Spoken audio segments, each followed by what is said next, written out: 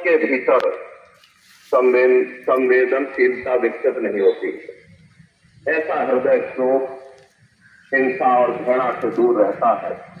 दया से भरा हुआ मन ही ईश्वर के निकट पहुंचने का अधिकारी बनता है। आज पूरे संसार में अशांति फैल रही, तनाव फैल रहा, हिंसा बढ़ रही, अपराध बढ़ रहा, परिवार टूट रहे, समाज बिखर रहा और मनुष्य मनुष्य से दूर होता जा रहा।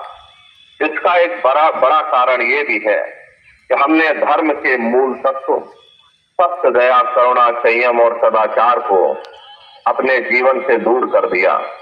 जब तक इन मूल्यों को पुनः अपने जीवन में स्थान नहीं देंगे, तब तक केवल बाहरी विकास से समाज में स्थायी सुख और शांति स्थापित नहीं हो सकती।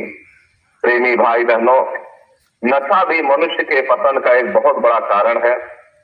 शराब और अन्य मादक पदार्थ मनुष्य की बुद्धि, मनुष्य का स्वास्थ्य, परिवार और चरित्र को नष्ट कर देता है। नशा विवेक को समाप्त कर देता है और मनुष्य ऐसे ऐसे कार्य कर बैठता है जिनका उसे जीवन भर पश्चाताप करना पड़ता। इसलिए धर्म का मार्ग संयम का मार्ग है। जो अपने मन और इंद्रियों पर नियंत्रण रखता है वही वास्तव में धार्मिक जीवन जी सकता है। सदाचार मनुष्य का सबसे बड़ा आभूषण है।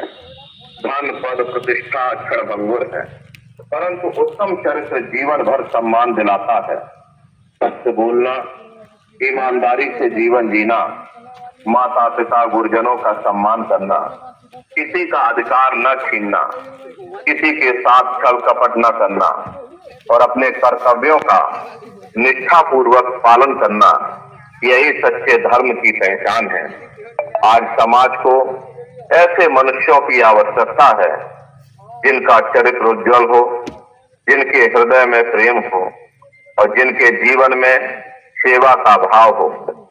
जब मनुष्य स्वयं बदलता है तब परिवार बदलता है और जब परिवार बदलता है तो समाज बदलता है और जब समाज बदलता है तो राष्ट्र का इतिहास भी बदलता है।